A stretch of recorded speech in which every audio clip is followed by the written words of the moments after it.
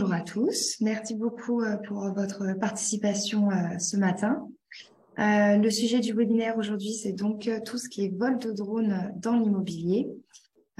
Je suis accompagnée de Philippe Barou, instructeur dans un centre de formation drone du réseau Drone Edifice, et Philippe Garcia, responsable de l'animation et de la formation pour la boîte IMO. Philippe, est-ce que tu peux nous dire un petit mot rapide sur Drone Edifice ? Oui, bonjour à tous. Effectivement, moi je suis instructeur chez Drone Up Academy, qui est fondateur de Drone Edifice. C'est un réseau de 29 centres dans la France et qui continue de se déployer. Voilà. À côté de cela, j'ai une activité de photographe et vidéaste dans le milieu immobilier et d'autres, mais notamment cela. Voilà. Merci Philippe. Et Philippe, de la boîte IMO, un petit mot sur la boîte IMO, l'objectif et à qui ça s'adresse. Oui, bonjour. La boîte IMO, c'est une société de services informatiques qui fournit un logiciel aux agences immobilières. On est leader avec les indépendants. Actuellement, nous avons un peu plus de 8000 agences qui utilisent notre logiciel, ce qui fait à peu près 45 000 utilisateurs en France.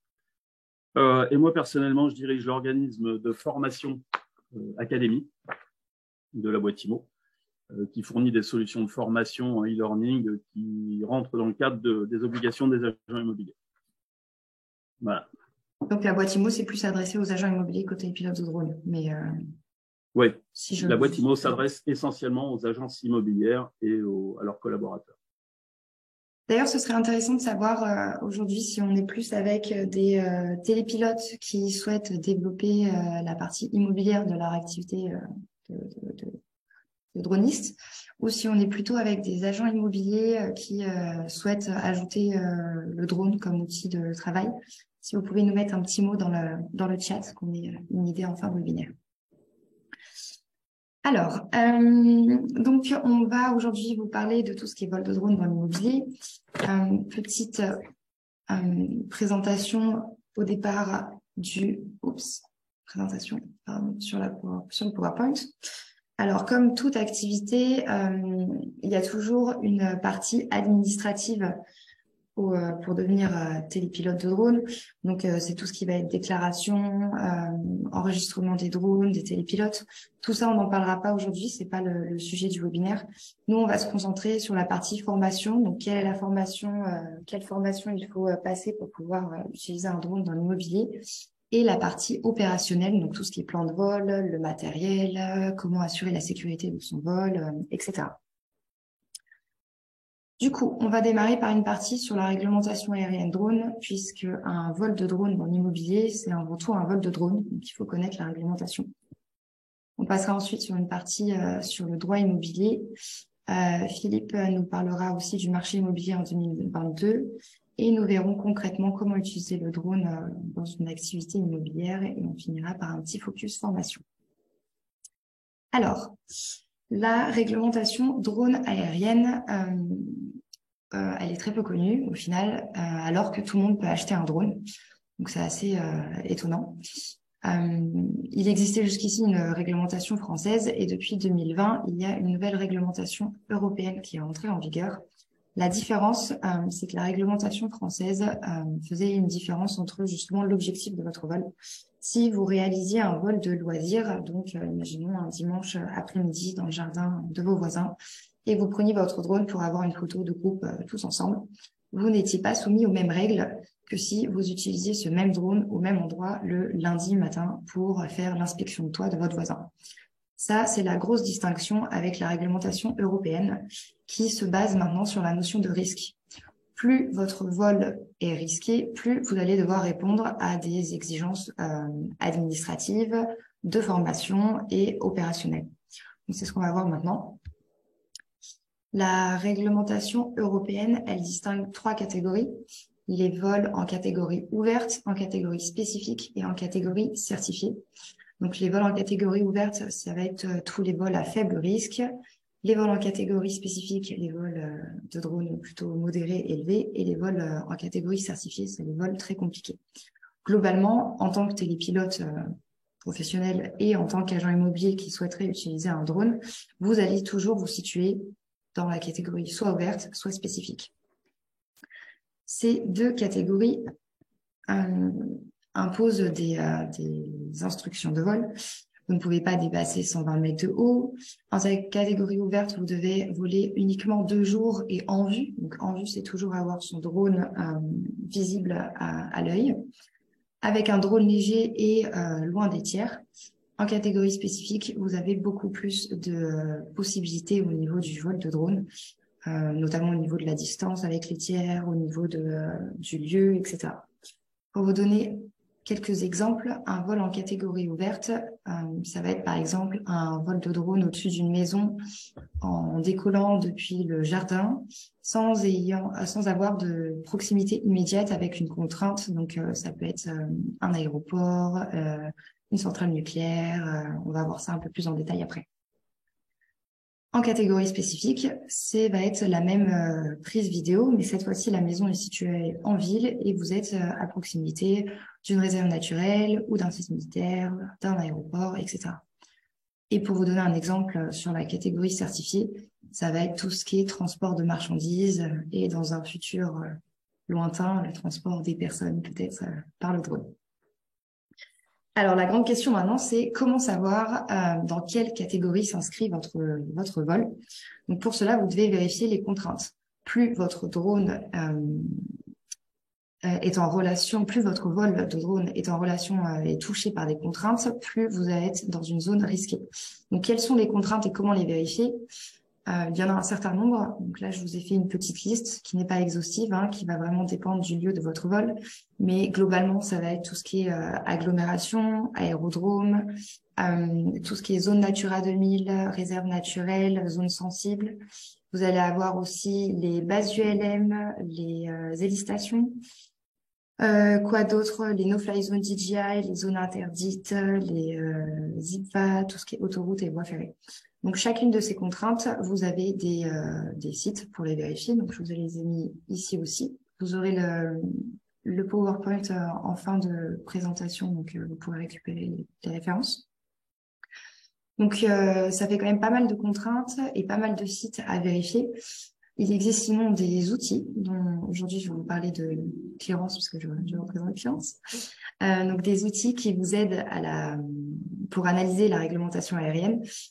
Comment ça marche? Donc vous allez sur Clearance, vous créez votre plan de vol, un peu comme si vous créez votre itinéraire sur Google Maps. Et en fait, on va analyser toutes les contraintes qui vous impactent en fonction du lieu, de la hauteur de votre vol et de la date. De là, vous pouvez soit obtenir vos autorisations seules, qui est vraiment l'objectif premier de la plateforme, vous donner cette analyse et ensuite à vous d'obtenir les autorisations. Soit vous pouvez faire appel à notre aide, mais ça c'est quelque chose en plus et de ponctuel. Donc l'objectif, c'est vraiment que vous gagnez en sérénité sur la réglementation pour la préparation de vos vols, puisque en quelques clics, vous allez avoir toute l'analyse. Et vous aurez accès à des documents et d'autres outils qui pourront vous aider. Donc ça, n'hésitez pas à entrer en contact avec moi en fin de webinaire si c'est quelque chose qui vous intéresse. Donc voilà pour la réglementation aérienne globale pour un vol de drone. Maintenant, pour un vol de drone dans l'immobilier, il y a des aspects qu'il faut avoir en tête. C'est Philippe de Drone Edifice qui va nous en parler. Avec plaisir. Donc, effectivement, Ophélie vous a dépeint un petit peu la réglementation aérienne. Je vois qu'il y a beaucoup de télépilotes, donc c'est des choses que vous maîtrisez. Mais quand on décolle toujours du sol. Et effectivement, au sol, il va falloir se poser la question de quelle autorisation j'ai besoin. Et c'est là que le droit immobilier, entre guillemets, va rentrer en ligne de compte. Il y a plusieurs types de propriétés. En France, on a la pleine propriété, les propriétés démembrées, les propriétés collectives telles que les copropriétés que vous connaissez. Et ben, si on va aller voler à ces endroits-là et décoller notamment depuis leur propriété, il faudra demander des autorisations spécifiques. Donc, en pleine propriété, c'est assez simple. C'est le propriétaire qui va nous donner l'autorisation. Il est d'accord pour qu'on décolle pour faire des photos de sa maison. Ça paraît assez logique. Mais en tout cas, il faudra quand même un accord. Il n'y a pas de règles établies par rapport à cela.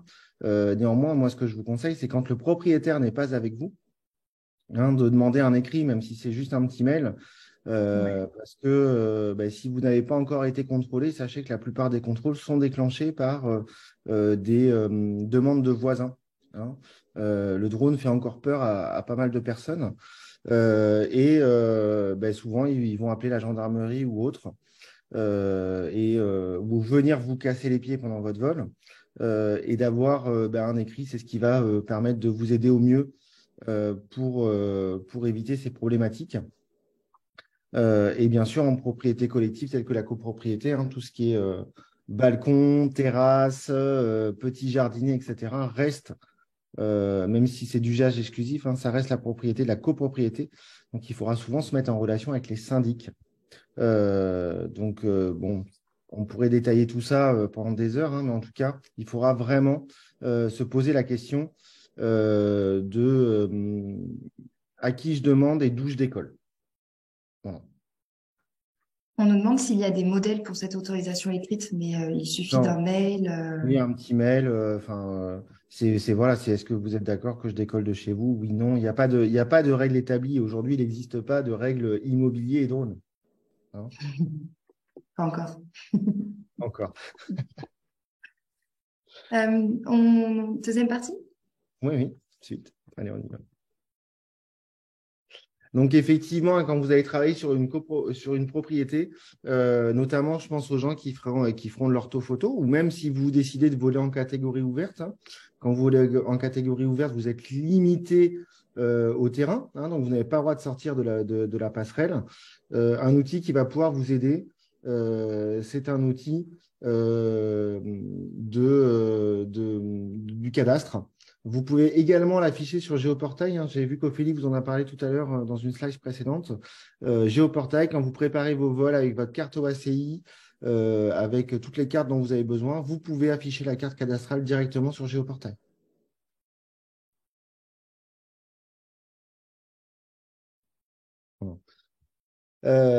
Bien sûr, hein, on se pose la question aussi, hein, est-ce que je vais décoller du domaine public ou du domaine privé? Donc là, on a parlé du domaine privé. Effectivement, au niveau du domaine public, il faudra forcément demander une autorisation auprès du gestionnaire du domaine, hein, puisque tous les domaines ne sont pas que communaux. Voilà. Mais ce sera quand même essentiellement le cas. Donc, bien sûr, hein, on ne décolle pas d'un trottoir, même si on a fait son autorisation S3 et qu'on a l'accord préfectoral, on ne décolle pas d'un trottoir sans avoir demandé à la mairie, sachant qu'en plus, vous avez votre zone de protection des tiers à faire de 10 à 30 mètres, pour rappel, et on a rarement des trottoirs de 10 à 30 mètres. Donc, ça veut dire qu'il faudra peut-être un peu mordre sur la rue ou mordre sur autre chose. Donc, bien sûr, autorisation obligatoire. Au niveau du droit à l'image, là, on va reprendre un petit peu les principes que nous donne la DGAC. Hein. La DGAC, elle nous dit, quand vous faites un vol de drone, hein, vous devez respecter la vie privée. Hein. Donc, effectivement, on ne doit pas déranger les gens dans leur vie privée ou les capter dans leur vie privée. Hein. La DGAC nous demande de notifier toutes les personnes présentes quand il y a un vol de drone. Et bien sûr, toutes les personnes identifiables, reconnaissables, doivent avoir donné leur autorisation. Donc, il faut savoir que dans le cadre de l'immobilier, vous prenez une photo, par exemple, d'une propriété, on voit la propriété voisine, et puis on voit un voisin dans son jardin. Il est tout petit sur la photo, donc il n'est pas reconnaissable. Par contre, attention, en vol immobilier, votre sujet est toujours identifiable. Chaque bien immobilier a une adresse. Hein, donc, c'est très facile de pouvoir identifier quelqu'un par l'adresse pour retrouver son nom. Donc, attention sur les vols immobiliers. Soit vous avez l'autorisation des personnes, soit vous essayez qu'il n'y ait personne. Donc, on va aller un petit peu plus loin sur le droit immobilier. Sur le droit à l'image, pardon, en immobilier, c'est par rapport aux biens. La plupart du temps, vous avez beaucoup de problèmes avec des voisins. Oui, on va voir ma maison, je ne veux pas, etc. Et puis, quand vous voulez mettre une photo d'une maison générale replacée dans son environnement, on va forcément voir un petit peu les propriétés voisines. Sachez que le propriétaire ne dispose pas d'un droit exclusif sur son bien. Voilà, hein, toutes les photos hein, qui sont prises depuis la rue ou depuis un domaine public sont possibles. Hein. Vous connaissez tous Google Maps. Si ce n'était pas possible, ça n'existerait pas. On fait aussi de la photo de rue quand on est photographe. Bien sûr, tout ça est possible et le propriétaire ne peut pas s'y opposer. Allez, une seule exception, c'est si vous créez un trouble anormal. Donc, le trouble anormal, c'est le trouble anormal de jouissance. Ça veut dire que votre photo va lui poser problème dans sa vie de tous les jours. Hein, ça veut dire quoi? Là, vous avez, Ophélie, vous avez mis une photo que vous connaissez peut-être. C'est une photo d'une petite maison entre les rochers en Bretagne. Une petite famille vivait tranquillement dans cette petite maison atypique. Et puis, ben, la photo a été prise, elle a fait le tour des réseaux. Et aujourd'hui, c'est carrément des bus entiers qui viennent devant leur maison prendre des photos. La dernière fois, enfin, j'ai entendu d'un cas où il y avait carrément des gens qui étaient montés sur le toit depuis les rochers. Enfin, voilà, ils ont oui, une quand même. impossible. Voilà. Donc, bah, effectivement, attention quand vous allez utiliser votre photo. Bon, souvent, ce sera pour de la vente immobilière, donc il n'y aura pas d'impact. Mais quand vous faites de la photo artistique et que vous prenez quelque chose d'atypique, bah, posez-vous la question de savoir, quand vous allez la publier, est-ce que cela va poser problème ou pas. Hein, le texte de référence pour tout ça, bah, c'est la Cour de cassation, hein, c'est l'Assemblée plénière du 7 mai 2004. Donc voilà, si vous êtes curieux, bah, n'hésitez pas à aller voir cet arrêt de la Cour de cassation du 7 mai 2004 qui reprécise hein, tous les préceptes que je viens de vous donner. On pourra aussi l'envoyer dans le mail post-webinaire pour que vous ayez les références. Voilà. Et la propriété intellectuelle. Alors effectivement, bah, il faut se poser un petit peu la question de la propriété intellectuelle et notamment sur tout ce qui est immeuble, maison d'architecte, puisque ce sont considérés comme des œuvres, des œuvres d'art. Donc quand on les prend en photo, normalement, on est censé avoir cette autorisation de la part du créateur, on va dire, pour prendre des photos et utiliser l'image. Alors, grande question, c'est dans le cadre de la vente immobilière, est-ce que on a besoin de cet accord ou pas? Là, il y a débat. Voilà. Ça peut être bien de le demander. Par contre, effectivement, quand vous allez, si vous faites des vols de drones pour commercialiser des images de maisons, soit pour les vendre sur des plateformes, soit pour faire des livres architecturaux ou autres, là, vous allez vraiment monétiser l'image pure et dure. Donc, dans ces cas-là, il faudra obligatoirement l'autorisation de l'architecte, sinon il pourra revenir vers vous et demander des royalties. Merci Philippe pour ces explications. Un sujet complexe et je suis sûre qu'on aura plein de questions là-dessus en deuxième partie. Un petit rappel du marché immobilier. On sait tous qu'il est un peu particulier aujourd'hui. Philippe, je te laisse la main. Alors, concernant le marché immobilier, il y a un paramètre qu'il faut prendre en ligne de compte. Le premier, c'est que 83,4% des biens d'habitation sont vendus par l'intermédiaire d'un financement. Il y a donc une répercussion du financement sur le volume des ventes. Pour comprendre cette répercussion, il y a 4 éléments à comprendre. C'est les taux directeurs, les OAT, le taux d'usure et l'inflation. C'est ce qui va définir la politique globale des banques et notamment les volumes de vente. Alors, très rapidement, les taux directeurs, ce sont les taux d'intérêt à court terme qui sont fixés par les banques européennes, les banques centrales. Ces banques les utilisent également pour piloter la politique monétaire et par conséquent donc contrôler la masse monétaire, ce qui permet de réguler l'activité économique des pays. Les OAT, les OAT, c'est un peu moins connu et pourtant c'est une influence directe. Les OAT, ce sont les obligations assimilables du Trésor, les obligations assimilables du Trésor français en l'occurrence. Les OAT, ça désigne les emprunts d'État sur 10 ans, sur du long terme, afin de financer les besoins du pays. Les organismes de financement se fondent également sur ces OAT pour définir les taux de crédit. Ensuite, il y a un nouveau taux qui est rentré en ligne de compte il y a peu de temps, c'est le taux d'usure. En 2010, Christine Lagarde donc, a mis cette mesure en place. C'est une mesure de protection des consommateurs. En fait, le taux d'usure, c'est un taux d'intérêt maximum légal que les établissements de crédit sont autorisés à pratiquer quand ils accordent un prêt à un emprunteur. Ce taux d'usure est diffusé tous les 3 mois. Les taux directeurs donc, sont diffusés tous les mois, sauf que depuis le début de l'année, il y a eu une brutale remontée de l'inflation, ce qui a entraîné la hausse des OAT, ce qui a entraîné la hausse des taux directeurs, mais ce qui n'a pas entraîné la hausse du taux d'usure. Ce qui fait qu'on s'est retrouvé avec des trucs assez aberrants, comme par exemple juillet et août, je crois, c'était 45% de financement refusé. Concernant le marché lui-même, pour l'instant, il va plutôt très bien, ce marché, puisqu'on va finir l'année sur une année record encore, aux alentours d'1 100 000 transactions. Au pire, on passera de toute façon le million de transactions si on analyse les chiffres du CGEDD, qui est le seul organisme vraiment fiable, Conseil général de l'environnement et du développement durable. Par contre, ce qu'on constate, et à mon avis, enfin, mon humble avis, c'est ce qui va influencer tout le marché global, c'est qu'à Paris, il y a 52% de mandats en plus par rapport à 2018. Paris était dans une pénurie depuis 10 ans, on va dire. Et là, depuis le début de l'année, les stocks de mandats à vendre ont augmenté énormément. Pour vous situer, donc Paris, par rapport à 2018, a 52% de mandats en stock en plus. En province, en général, il y a toujours une pénurie de biens, mais on sent un fléchissement et les stocks commencent tout doucement à augmenter. Donc, l'indicateur, je vous disais tout à l'heure aussi, à avoir en tête, c'est qu'il y a 45% de crédits refusés entre juillet et août.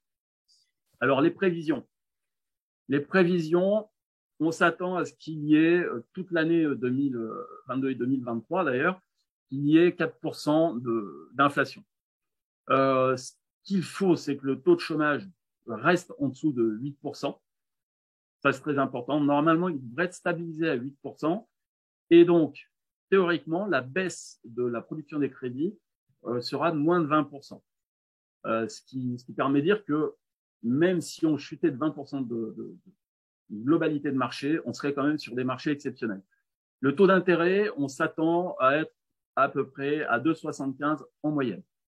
Par contre, il y a des éléments qu'on ne maîtrise pas forcément, et c'est ce qui peut influer sur le marché brutalement, comme on a vu quand il y a eu la crise des subprimes. C'est une crise énergétique prononcée.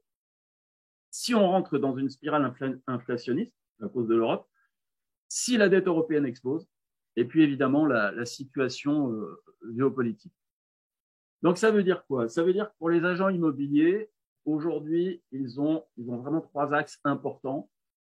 Ils doivent 1, recruter, 2, rentrer du mandat, et troisièmement, on n'a pas fait figurer, mais troisièmement, reprendre la qualification des acquéreurs qui n'était quasiment plus faite.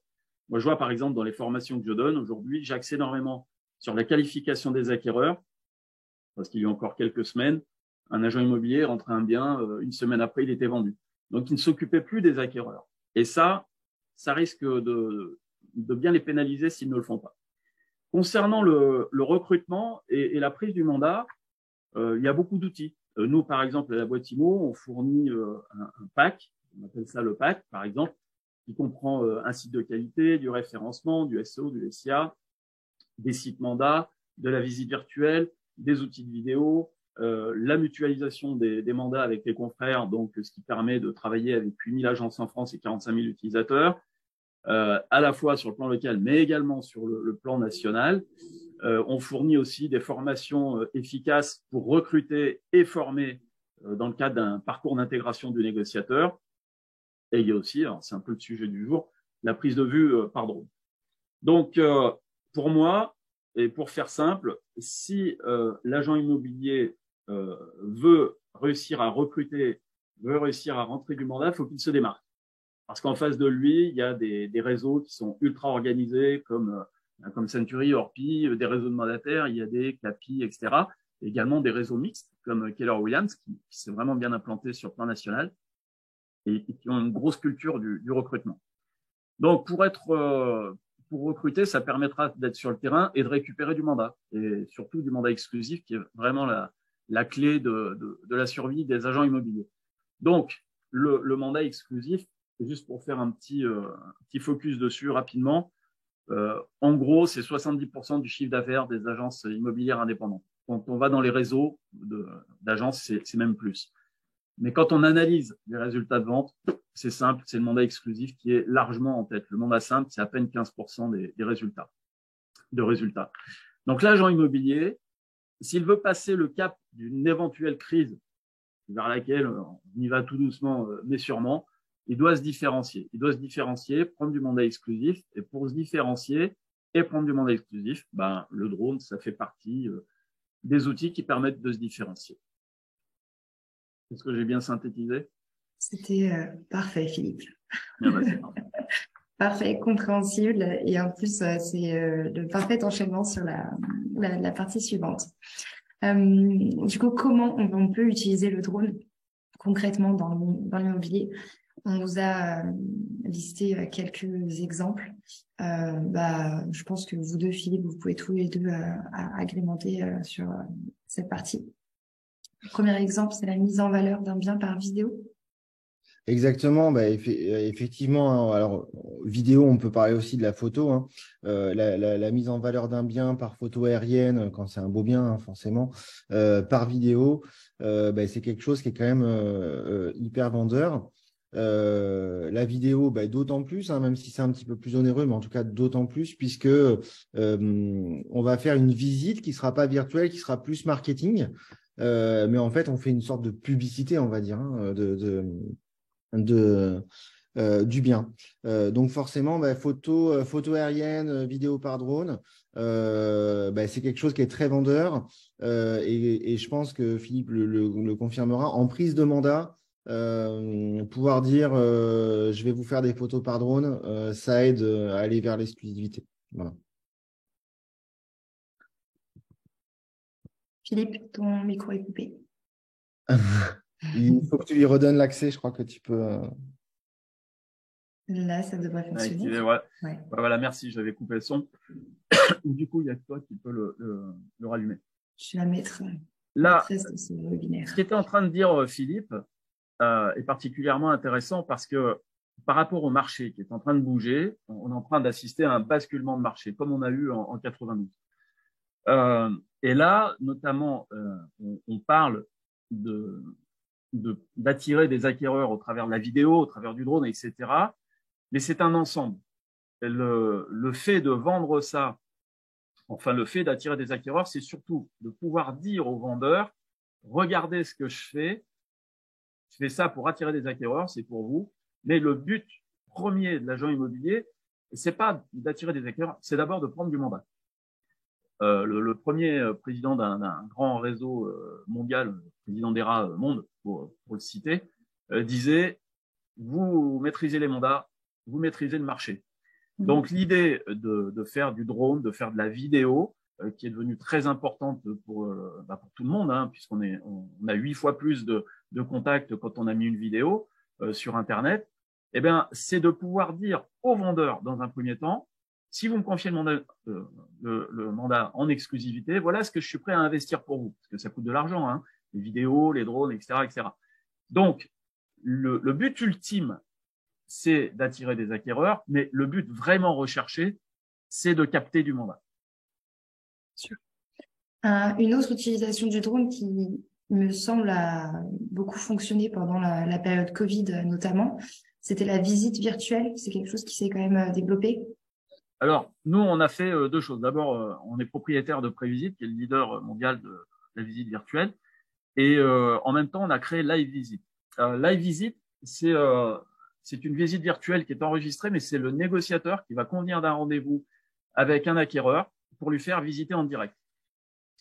Je connais une agence, enfin un gros cabinet, hein, qui fait quelques centaines de ventes par an, pas loin de milliers.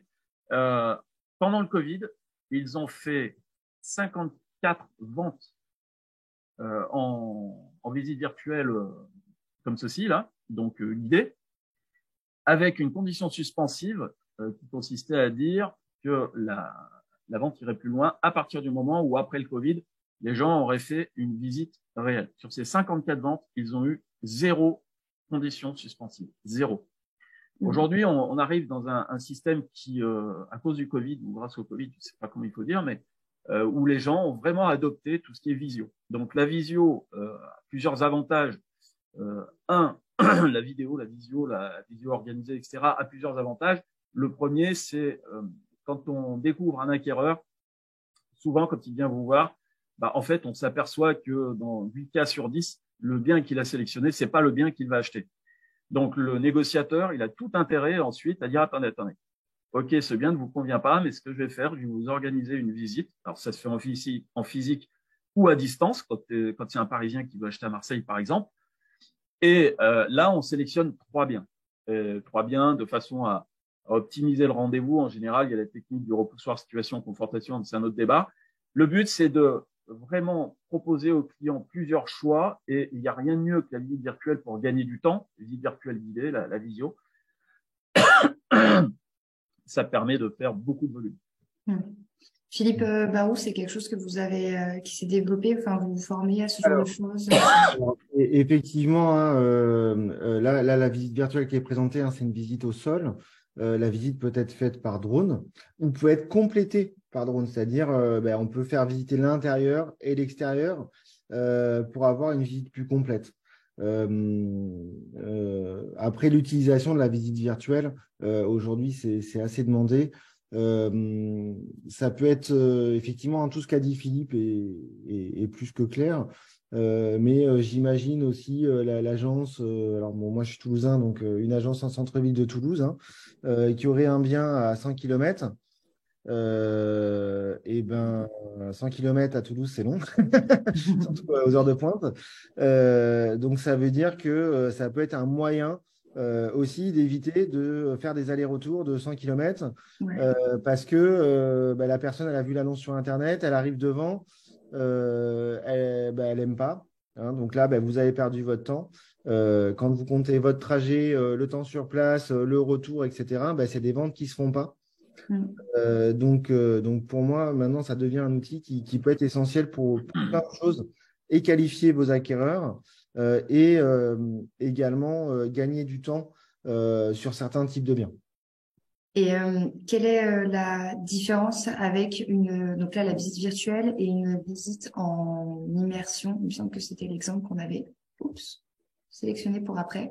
Alors là, on est vraiment sur autre chose, c'est-à-dire on est sur de la vidéo FPV qui a été réalisée en immersion. Hein. Le but, c'est d'offrir une vidéo ou en tout cas des plans vidéo qu'on pourra agrémenter dans une autre vidéo classique d'une visite où vraiment on va être sur quelque chose où on est à la première personne. Hein. Donc celui qui regarde est pris un petit peu dans cette vitesse. On peut imaginer aussi aller plus loin et imaginer par exemple un grand domaine de X hectares. On ne va pas aller lors d'une visite tout regarder au niveau du jardin ou autre. On pourrait imaginer le faire avec un drone et donner un casque à l'acquéreur aussi, pourquoi pas. D'accord. Alors, nous, on a des clients gestionnaires qui travaillent énormément avec la vidéo également. J'ai oublié de le dire tout à l'heure. C'est pour les candidats locataires. Quand vous avez un bien qui est recherché, etc., donc au lieu de faire des dizaines et des dizaines de visites, la sélection déjà se fera sur la visite virtuelle. Ah oui, une autre utilisation du drone, pas forcément que pour de la vente immobilière, mais aussi pour de la location. Complètement. Ok. Et si je peux me permettre, hein, j'ai vu que j'ai vu qu'il y avait un huissier de justice dans l'assistance. Oui, donc le webinaire est plutôt axé vente là aujourd'hui, hein, mais bien sûr, hein, le drone en inspection, c'est un outil devenu un outil majeur aujourd'hui. Et effectivement, pour faire les constats, ça va être un très bon outil parce qu'on va pouvoir photographier, on va aller vite, etc. Il y a Il y a le côté mise en danger des personnes aussi, hein, pour constater, par exemple, un toit, on n'a pas besoin de monter, c'est le drone qui va, c'est une machine, c'est moins grave si elle tombe. Alors, on a une petite question, j'en prends une comme ça au hasard, parce qu'on est dedans. Je fais des visites virtuelles, photos et vidéos 360, mais je ne sais pas quoi proposer pour le stockage et ou la diffusion aux agents immobiliers. Avez-vous des propositions et est-ce qu'ils sont habitués?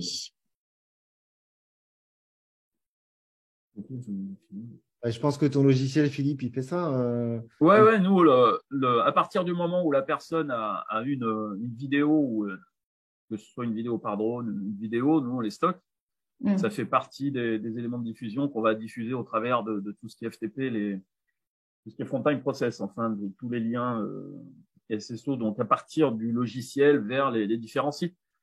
À partir du moment où la personne a une vidéo sous n'importe quel format, on travaille avec tous les formats, elle sera diffusée sur Internet, elle sera diffusée sur le site Internet du client, de l'agence, mais elle sera diffusée aussi sur les Se Loger, Le Bon Coin, etc., etc. Quoi. Nous, on les stocks, pour vous situer, on a 3 serveurs, donc 2 avec OVH dans 2 villes différentes et 1 avec Amazon à Londres. Plus une salle blanche ici. Alors, on a de quoi stocker des milliards d'informations. Heureusement. Ok, dernier aspect de l'utilisation du drone dans l'immobilier, c'est la formation. Donc la grande question, ça va être est-ce que vous déléguez en tant qu'agence immobilière ou est-ce que vous allez vous former pour faire vous-même vos captations vidéo par drone? Donc évidemment, les deux options ont des avantages et des inconvénients. On en a listé quelques-unes comme ça à chaud. Si vous déléguez, vous n'avez pas besoin de vous occuper de tout l'aspect administratif, formation, autorisation et opérationnel. Ça représente un coût. Donc ça va dépendre du télépilote que vous sélectionnez. Vous formez en interne, c'est bien pratique parce que vous allez tout avoir à portée de main. Au final, vous allez avoir la réglementation en tête, vous allez être formé, vous allez avoir le drone. Pour la formation, le coût de la formation, ça peut être pris en charge par l'OCPO et le CPF. Vous allez pouvoir aussi tout de suite vous mettre d'accord avec le propriétaire au niveau des captations vidéo et créer un lien avec lui. Et du côté un peu inconvénient de se former soi-même, c'est qu'évidemment, ça demande un petit peu de temps et qu'il va bien falloir acheter votre drone après. Il faut aussi voir quelle formation est la plus adaptée à votre activité. Donc là, on retombe sur le schéma de tout à l'heure avec le niveau de risque de vos vols de drone, puisqu'en fonction du risque, plus c'est risqué, plus vous allez devoir être formé. Donc on ne va pas parler de la catégorie certifiée, puisque ça ne s'applique pas. Mais pour voler en catégorie ouverte, donc ce sont des vols très simples avec très peu de contraintes autour de vous, vous pouvez tout simplement passer la formation en ligne sur Alpha Tango. Donc les télépilotes ici connaissent très bien Alpha Tango. Pour les agents immobiliers, c'est un site de la DGAC où vous allez retrouver toute votre activité reliée à votre activité de télépilote. Donc c'est un QCM, vous devez obtenir 75% des réponses, c'est gratuit et c'est valable 5 ans. Par contre, il permet uniquement de voler en catégorie A1, A3. Donc là, encore une fois, il faut regarder où est-ce que vous volez, quel type de vol vous souhaitez réaliser. Si c'est suffisant, tant mieux. Si c'est pas suffisant, il faudra passer sur la catégorie spécifique. Pour voler en catégorie spécifique, vous devez passer votre examen théorique dit CATT. Pour cela, vous devez vous rendre dans un centre DGAC et passer l'examen. Donc, il y a une partie pratique et une partie théorique. Ça, vous pouvez le faire seul ou alors vous vous faites accompagner par des centres de formation spécialisés télépilotes de drone. Ça aussi, c'est un diplôme qui est valable 5 ans. Donc ça, c'est pour la partie purement réglementation drone aérienne. Et ensuite, pour la partie immobilière, donc on a vu que c'était quand même assez spécifique, assez complexe. Vous pouvez vous former aussi. Il y a des centres de formation qui proposent des certifications liées à l'immobilier, notamment drone édifice, présent aujourd'hui.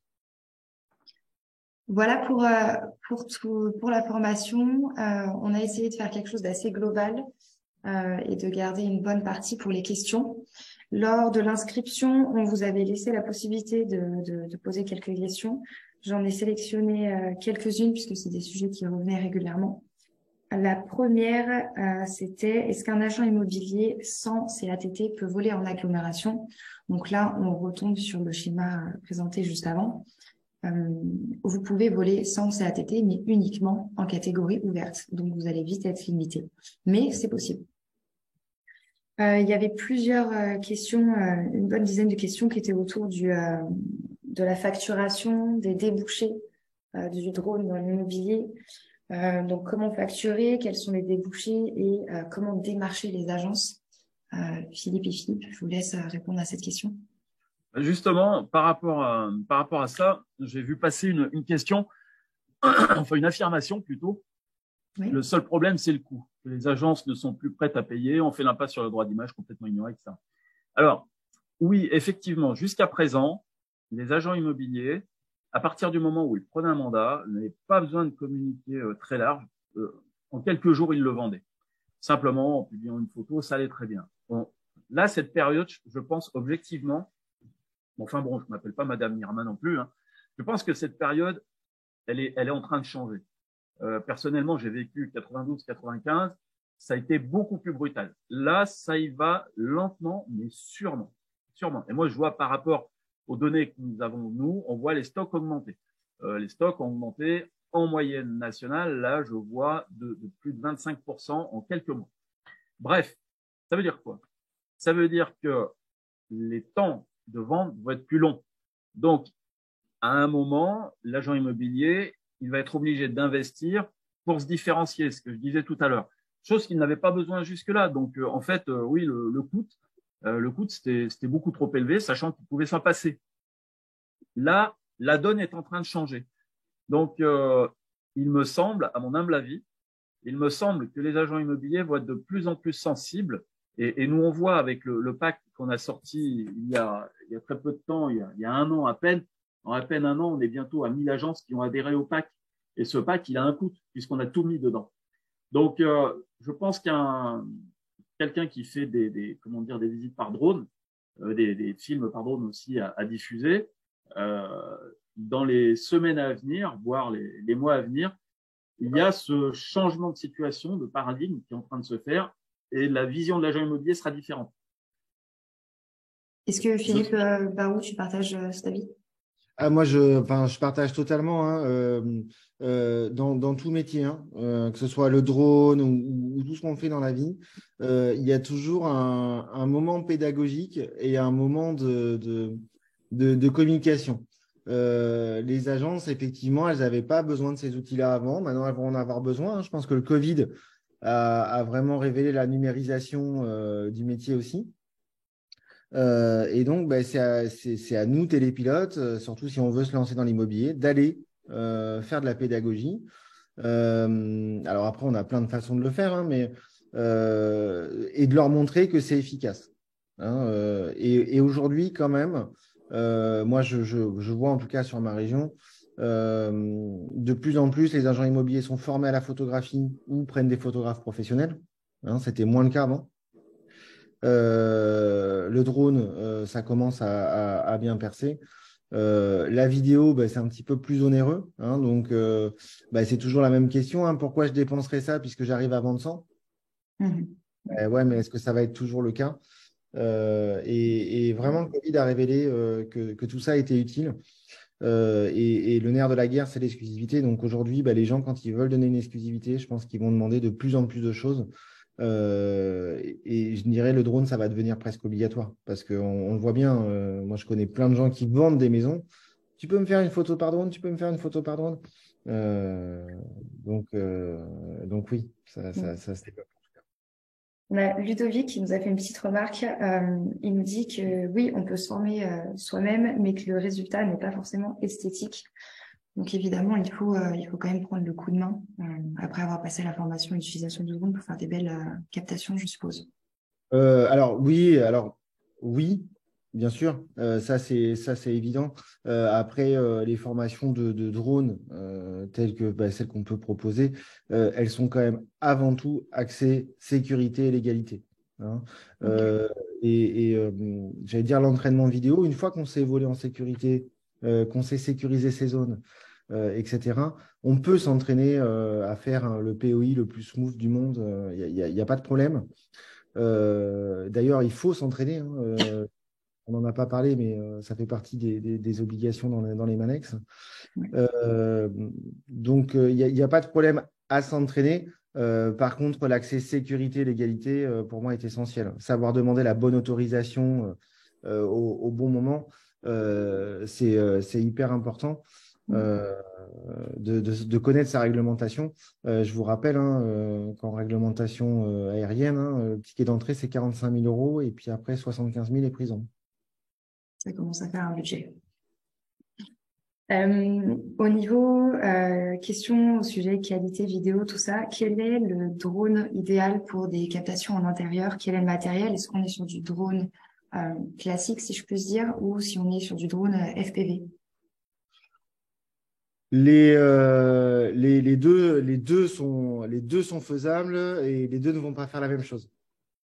Voilà. Ok. Alors, Donc ça va effectivement, dépendre du résultat escompté. ça dépend du résultat escompté.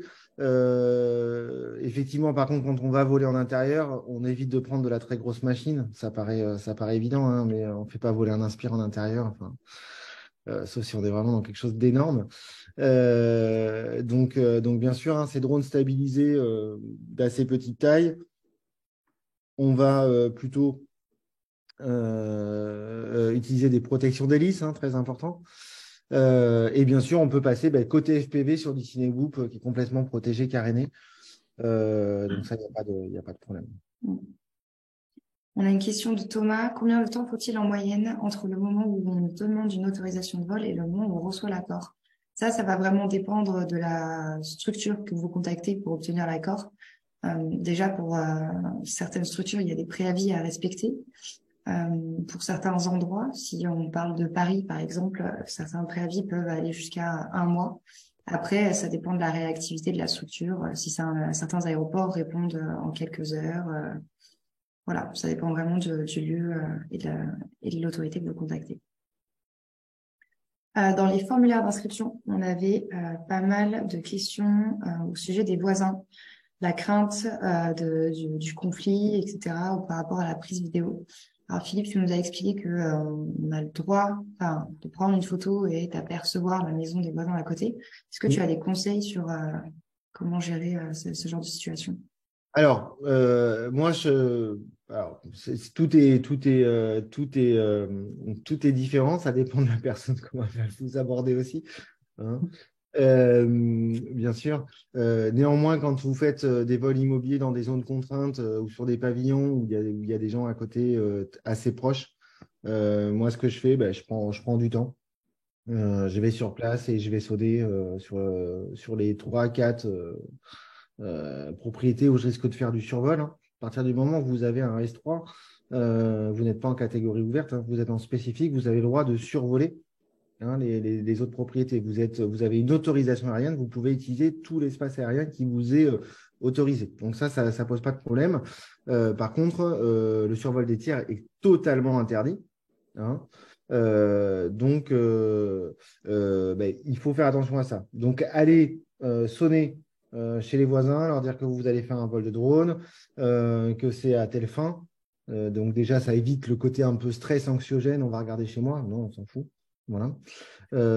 Et ça permet aussi de dire, écoutez, j'en ai pour 20 minutes ou 25 minutes.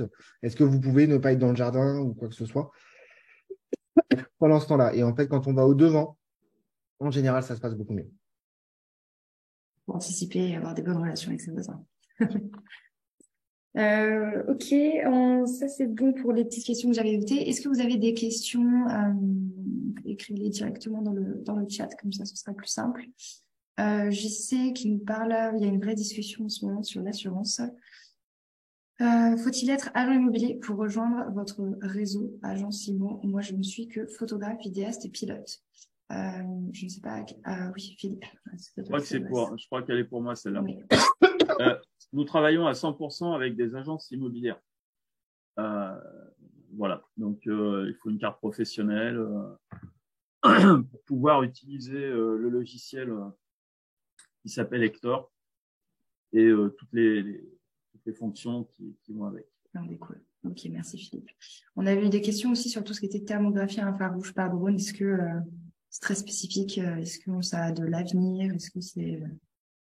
Alors, je pense que tout à l'heure, Philippe a parlé de crise énergétique. Et l'énergie, ça va être la clé. Et aujourd'hui, l'obsolescence de beaucoup de biens immobiliers va arriver, hein. Je ne veux pas dire de bêtises, Philippe, mais je crois que maintenant, on ne peut plus vendre d'immeubles de 4G ou quelque chose comme ça, non? Il n'y a pas une histoire comme ça? Disons que la législation s'est durcie et à partir du 1er avril 2023, tous les appartements en classe F et G, il y a pas mal de choses qui ont été imposées, comme par exemple, ils ne pourront plus être loués.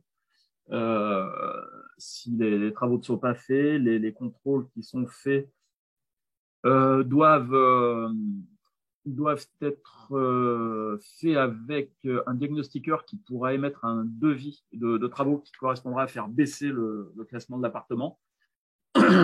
Et surtout, c'est les loyers qui vont être gelés. Et prochainement, il n'y aura même plus le droit de les louer. On a mis en ligne nos formations et pour le coup, on a une formation spécifique sur les diagnostics. Je ne fais pas de pub pour ça, parce que normalement, ça s'adresse aux agents immobiliers. Mais on a une formation spécifique faite avec un certificateur de diagnostiqueur d'ailleurs. Donc, à partir de 2023, ça se durcit et il y a un plan qui est fait sur plusieurs années où les passoires énergétiques, alors pour moi, ça va être des bonnes opportunités pour les investisseurs, mais les passoires énergétiques, elles vont recevoir. Oui. Donc voilà, je pense que en fait, il a indirectement répondu à la question. Le marché de biens immobiliers obsolètes ou en tout cas passoires énergétiques va arriver de plus en plus sur le marché et il va falloir absolument des diagnostics et quoi de mieux que le diagnostic par drone en thermographie. Ça va assez vite, c'est assez précis. Et donc, bien sûr, il y a un marché qui va se développer là-dessus, ça c'est sûr. On a une autre question, notamment sur le FPV. Est-ce qu'il faut être 2 personnes pour sécuriser la zone? À partir du moment où vous êtes dans un scénario S1 ou S3, donc un vol en vue, quand vous avez vos lunettes sur la tête, vous ne voyez pas votre drone. Donc, vous n'êtes pas en vue. Donc, il vous faudra obligatoirement un deuxième télépilote. Merci Philippe. Juste pour rebondir sur la question d'avant, il faut savoir qu'en France, ça a été défini par le ministère du Logement, le ministère de la Transition écologique, pardon. Il y a 5,2 millions d'appartements concernés en France. 5,2 millions. Donc, pour rebondir sur ce que disait Philippe, il y a un marché énorme. Oui, tout à fait. Il y a une confusion sur une des slides. Apparemment, le CATT est bien valable à vie en attendant une autre réglementation. J'essaie de trouver d'autres petites questions. Ouais. Pour les demandes à obtenir auprès des villes, si on décolle depuis l'espace public, il n'y a pas non plus de modèle de cette demande. Est-ce qu'il y a des choses spécifiques à indiquer ou à joindre avec la demande? Alors, pardon, tu voulais répondre, excuse-moi, Philippe. J'allais parler plutôt de zone d'exclusion des tiers et de maquettes. Donc, si c'était ce que tu allais aborder aussi, peut-être. Oui, enfin, moi, j'allais surtout dire, quand vous faites votre demande à la ville, vous mettez bien la copie de ce que vous avez, de la demande préfectorale que vous avez fait sur Alpha Tango, puisque de toute manière, ils vous répondront qu'une fois qu'ils auront ce papier-là. Donc, même si bien sûr, même si après, vous a pas encore donné, ne vous a pas répondu, hein, elle vous répondra peut-être pas du tout d'ailleurs et vous pourrez faire votre vol. Voilà, joindre ça, expliquer ce que vous allez faire, pourquoi vous le faites. C'est ce qu'il faut faire. Après, il n'y a pas de modèle, hein. Souvent, c'est un mail, vous avez une personne qui est en charge à la ville. Ça dépend si c'est une petite ville, une grande ville. Moi, je sais que j'ai jamais eu de problème par rapport à ça. Après, quand je peux l'éviter, je l'évite, hein. Vous pouvez aussi joindre des maquettes de sécurité où vous mettez en avant la zone de vol que vous allez survoler, la zone de sécurité que vous allez mettre autour, tout ce qui est zone d'exclusion routière, etc. Quel est le coût moyen d'une vidéo immobilière par drone? Ça, c'est la question. Question à un million. Question épineuse. Ça dépend de la demande, ça dépend de pas mal de choses. Vous verrez que dans les gens qui travaillent avec l'immobilier, il y a de très gros écarts de prix, hein. Il y a des gens qui vont travailler avec des prix très faibles, mais pour aller chercher beaucoup de volume. Et des gens qui vont travailler avec des prix plus élevés, qui correspondent à un prix plus artistique, on va dire. En règle générale, quand même, on trouve des vidéos pour des agences immobilières entre 500 et 1000 euros en moyenne. Ça peut être plus, si pour un grand domaine ou quelque chose de spécifique. Vanessa qui rajoute que ça dépend aussi des démarches à faire en fonction du lieu. Tout à fait. Damien qui cherche à se spécialiser dans la thermographie, mais aucun organisme certificateur, sauf normé ISO, existe. Est-ce qu'il y a un organisme NF certifiant la thermographie pour bosser en immobilier? Très bonne question. On note et on vous fait un retour Ouais. Question sur la propriété intellectuelle. Est-ce qu'il n'y a pas une prescription dans le temps? Ah oui, Denis, merci. Vous avez d'avoir retapé votre question. Je vais vous passer un peu avant. Prescription dans le temps pour la propriété intellectuelle. Non, on est dans l'œuvre d'art, hein, donc il n'y a pas forcément de prescription. Après, à part sur des utilisations spécifiques, on voit quand même rarement des problématiques. Comme je le disais tout à l'heure, souvent l'architecte il va venir vous chercher quand vous faites de l'argent vraiment en utilisant son œuvre. C'est-à-dire, vous faites je sais pas moi, un livre sur son style d'architecture que vous allez vendre 50 € chez Amazon et vous en avez vendu 300 000. Oui, il va venir vous chercher un peu de sous. Votre photo que vous avez fait pour l'agence IMO, il s'en fout un peu, quoi. Mais pour moi, il n'y a pas de prescription connue. Après, j'imagine que quand il est décédé, bon, on pourrait aller chercher des ayants droit, etc. Mais on va être sur des biens hyper spécifiques. Voilà, c'est à juger en fonction du bien et de ce qui se passe. Encore une petite question sur la propriété intellectuelle. Ça passionne. Est-ce que toutes les maisons d'architectes sont concernées ou pas? Oui. Alors, ce qui est concerné, hein, c'est la maison d'architecte, puisqu'en fait, il l'a créée pour l'acheteur initial, hein. Enfin, en tout cas, la personne qui a fait la commande. Donc oui, et attention, on oublie souvent, l'architecte est obligatoire, hein, pour la construction des immeubles. Donc, un immeuble dans Paris, même neuf, si vous voulez utiliser l'image, il y a un architecte qui a créé l'immeuble. Est-ce que c'est à l'agent immobilier de s'occuper de cet aspect propriété intellectuelle ou est-ce que c'est au droniste? Télépilote de drone, pardon. Alors, il n'y a pas non plus de règles par rapport à ça. Moi, je pars toujours du principe que le télépilote, hein, c'est celui qui est réglementairement responsable de son vol. Donc, que ce soit l'agent immobilier qui le fasse ou vous, en tout cas, si c'est l'agent immobilier qui le fasse, vérifiez-le, quoi. Voilà, ça ne mange pas de pain de lui dire c'est bon. Oui, tiens, regarde, j'ai eu le mail. Voilà. Hein, il y aura plein de cas où c'est l'agent immobilier qui va faire les demandes. Ça m'étonnerait que l'agent immobilier qui vous appelle pour faire la photo du domaine qu'il vient de prendre, qui va sûrement signer en exclu demain parce que vous allez venir, ça m'étonnerait qu'il vous donne son numéro avec son contact direct. Oui. On a une question sur l'occupation du domaine public. Donc, est-ce que vous faites fermer une rue que vous allez survoler en drone? Est-ce qu'une mairie peut demander une taxe?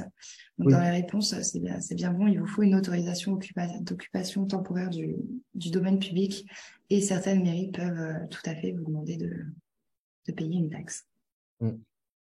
Exactement. Ok, on arrive à la fin de ce webinaire. N'hésitez pas à écrire quelques dernières questions. On fera une passe post-webinaire. Merci beaucoup d'avoir été présent aujourd'hui.